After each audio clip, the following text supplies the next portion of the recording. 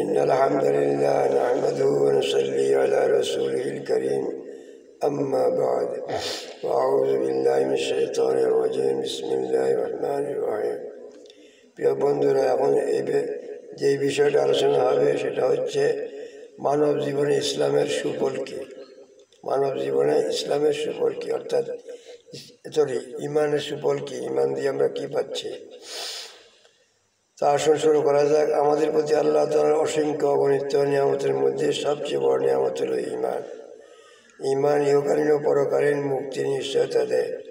মানসিক প্রশান্তি অর্জনে ইমানের আছে ব্যাপক ভূমিকা। মানুষ তার ইমানের মাত্রা অনুযায়ী সে প্রশান্তি অনুভব করবে। তার ইমান বাড়ার সঙ্গে সঙ্গে মানসিক প্রশান্তি ও তৃপ্তি বাড়বে। তার প্রতিটি কাজে ইমানের স্বাদ অনুভব করবে। ইমান মুমিনের জীবনে মানসিক প্রশান্তির নিশ্চয়তা দেয়। একজন মানুষের ব্যক্তি জীবনে ইমানের প্রভাব বেশ উল্লেখযোগ্য। অনুপম জীবন। আল্লাহর প্রতি ইমান নির্মল জীবনের নিশ্চয়তা দেয়। জীবনের পরতে পরতে রয়েছে পবিত্র ও প্রশান্তির ছোঁয়া। মুক্তি মেলে যাবতীয় অস্থিরতা থেকে। জীবন সাজে বর্ণিল সৌন্দর্যে। কোরআনে ইরশাদ হয়েছে, যে সৎকর্ম সম্পাদন করে এবং সেই ইমানদার পুরুষ হোক কিংবা নারী, আমি তাকে পবিত্র জীবন দান করব এবং প্রতিদানে তাদেরকে তাদের উত্তম কাজের কারণে প্রাপ্য পুরস্কার দেব, যা তারা করতে। সূরা নাহল আয়াত নম্বর ৯৭। ইমান মানুষকে সঠিক পথের দিশা দেয়। আল্লাহ তাআলার প্রতি ইমান ও বিশ্বাস অন্তরকে সঠিক পথের দিশা দেয়। বিপদের সময় অনেক মানুষ দিশাহারা হয়ে পড়ে। ছোট বিপদও তার কাছে বড় মনে হয়, কিন্তু প্রকৃত ইমানদার থাকে মহান আল্লাহর হেফাজতে। প্রকৃত ইমানদারের মনোবল যোগায়, তাকে সঠিক পথের দিশা দেয়। কোরআনে ইরশাদ হয়েছে, আল্লাহ তাআলার নির্দেশ ছাড়া কোনো বিপদ আসে না। যে ব্যক্তি আল্লাহ তাআলার প্রতি ইমান আনে, তিনি তার অন্তরকে সৎ পথ প্রদর্শন করেন, আর আল্লাহ তাআলা সর্ববিষয়ে সম্যক পরিজ্ঞাত। সূরা তাওবা আয়াত নম্বর 11। যাবতীয় কল্যাণের নিশ্চয়তা। প্রকৃত ইমান যাবতীয় কল্যাণ ও বরকতের নিশ্চয়তা দেয়। আসমানি বরকত, জমিনের বরকতের অঙ্গীকার করা হয়েছে ইমানদারের জন্য। কোরআনে ইরশাদ হয়েছে, আর যদি সে জনপদের অধিবাসীরাই ইমান আনত এবং তাকে অবলম্বন করত, তবে আমি তাদের প্রতি আসমানীয় পার্থিব নিয়ামতগুলো মুক্ত করে দিতাম। সূরা আরাফ আয়াত নম্বর ৯৬।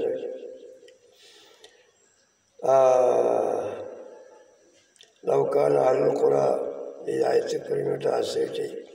ঐশী নিরাপত্তা। আল্লাহ তাআলার প্রতি অবিচল বিশ্বাস ও আস্থা ইমানদারদের ঐশী নিরাপত্তা দেয়।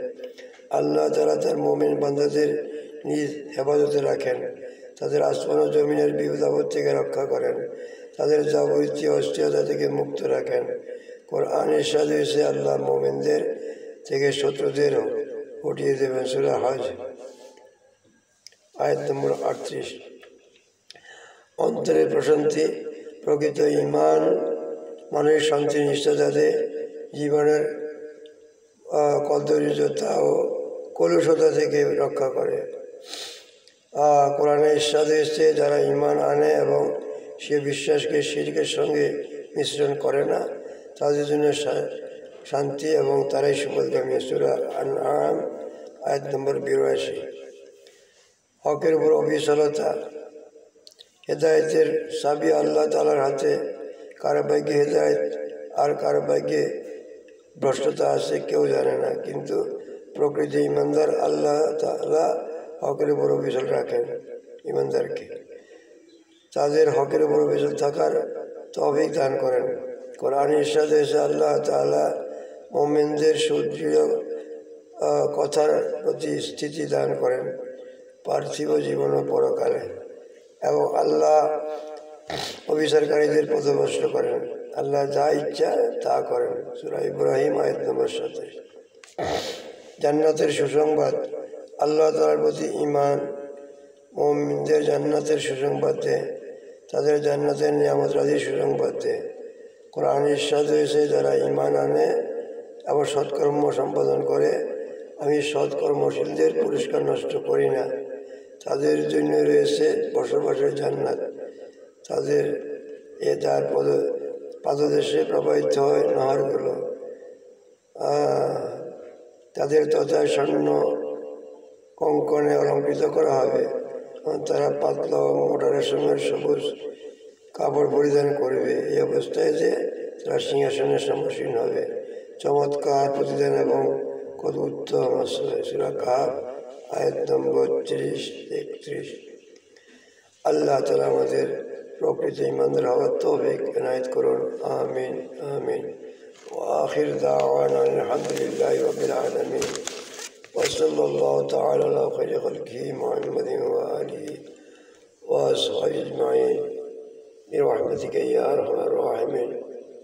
পরবর্তী ভিডিওর অপেক্ষায় থাকুন, ততক্ষণ পর্যন্ত চ্যানেলে আমাদের সাথে থাকুন ইনশাআল্লাহ।